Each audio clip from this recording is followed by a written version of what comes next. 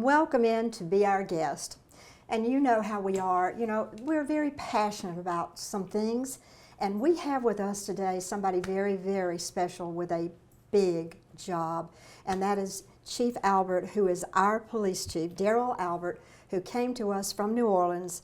And we are so blessed, folks. And I just would like to say real quickly, the chief and I were talking before, you know what? This is a huge problem. Crime is a problem everywhere. And no one person, no one department can solve that. It is going to take a village. It's going to take every one of you and your families. So when you go out to lunch or you're having breakfast or dinner, instead of talking about dust and diapers and things that don't matter, how about let's talk about what can we do for our city and what can we do to help our police force. And Chief Albert, this is, you know how I feel about this. And you are the person that we want to give us some guidance so that every single one of us can do something to help instead of just complaining about how bad crime is. Thank you. You're welcome. No, thanks for having me again. You know, this will be a great opportunity to have some good, meaningful dialogue on what the community can do to support the police department and what the police department does to affect crime in this community. So no, thanks for having me again. I know last time we met, it was really a great segment. Yep. I think the feedback was really good and positive. So no, I'm glad to be here. Thanks for the invite, and let's get to it. Well, we are looking at a community that all you ever hear is there's so much crime, it's so awful, but you know what? What am I doing about it? Instead of griping about you, and I'm going to also get this in.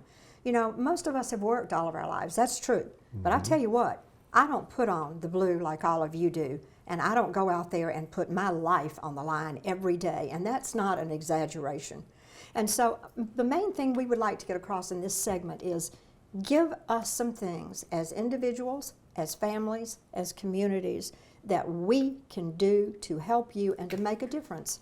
So let me start off by saying, you know, I'm very proud of the men and women here in this police department. I tell you, they do a great job every day, and I can't say that enough. I can't speak that enough as I make my way around this community. I like to highlight, you know, being CALEA accredited, which is the gold standard in policing accreditation, and that out of 18,000 police departments in this nation, there's only 5% that's accredited by CALEA standards, and we are one of them. So again, hats off to the men and women that do the work day in and day out. It's a tough job, and it's even tougher nowadays because it's very hard finding good, qualified candidates to do this work. So we're happy that we have the team that we do have. Well, let's say I'm just a regular, ordinary citizen, and there's got to be something that I can do. There's got to be a see something, say something. There's got to be things that I can do to help keep myself safer or to help you all in some way. Help us to know, if you could come into my neighborhood, what would you teach us to do to help all of you? Well, you know, we said it from day one, and we believe this, that it's not something that the police can do alone. Right. Fighting crime is a team effort, and that team involves the community. It involves businesses. It involves residents. So to actually be involved, look, what the community can do is get to know their neighbors. That's important because, you know, you won't have a cop on every block, but you have neighbors, and you have neighbors that pay attention to who's there, who doesn't belong there, who's doing things that's suspicious. So we count on, you know, our community to feed us the information we need. But, you know, you got to get to know your neighbors, number one. Have that dialogue. You know, last year we did 28 park walk and talks. That's where we go into the neighborhood, select neighborhoods, and we go door to door and we talk to the community and we walk with them. And we gain information and they provide information to us and we exchange information. Look, that's meaningful because, you know, what we've learned is that so many times in those 28 park walk and talks, neighbors don't know each other. That's true. They don't know each other. It's not like the old days. It's not like the old days. You know, everybody's inside, locked in, and that's not good. You got to get to know your neighbors. And then, you know, last year we also, this Montgomery Police Department did 575 community engagement meetings. 575. That's getting out to the community, having discussions in almost every neighborhood across the city. We can do it, and we encourage the community to do the same. So get to know your people, get to know your neighbors, and come out, talk, be vocal, so that we can work on this issue with crime as a partner and not us versus them. So many people right now, I think what I'd have to say, function from fear. And that's just not a winning structure.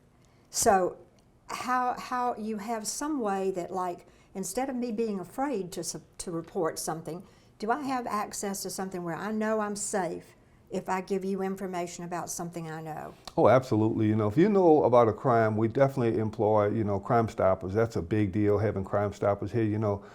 We have Tony over there. He run that operation for it. And look, he's really good at getting that information to us. And you can remain anonymous with Crime Stoppers. That's the best thing. You can remain anonymous. If you have a tip, you know about a crime or something that's about to happen, reach out to Crime Stoppers. It's important. That I love that, and I appreciate that, because I think that if we know we have a place to go and we trust that we are safe to give information, it's going to take that. Yes, yes. Well, please, if there is anything ever that you want us to get out, and to get out to all of you people watching, because you know what, we are not without a responsibility.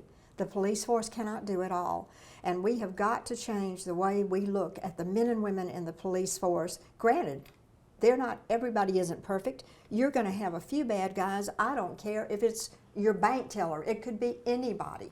No organization is perfect, but we are as good as it gets. No. And Look, you have changed things. No, thank you very much. I hear that around the community as I make my way. I hear positive things coming from the community, and that's because we are engaged. We want to have that feedback and that interaction with our community, because again, it's a partnership. We will do everything we can to make this city safer. And I tell you, the data from last year proves we did a fantastic job. We've demonstrated, with a reduction in homicides, reduction in non-fatal shootings, overall reduction in crime in the city. It's not easy to accomplish. When I look at communities around not only this state, but around the country, there's not too many police chiefs and cities and mayors that can say they have reductions in crime. Montgomery can say it, we can prove it, we have the data to show it, that we've done good last year, and we're going to build on that for this year. And I love the fact that you're actually arresting people. More power to you. Now, you judges, keep them in jail. And thank you so much for being with us, and thank you, Chief Albert, and we'll be right back.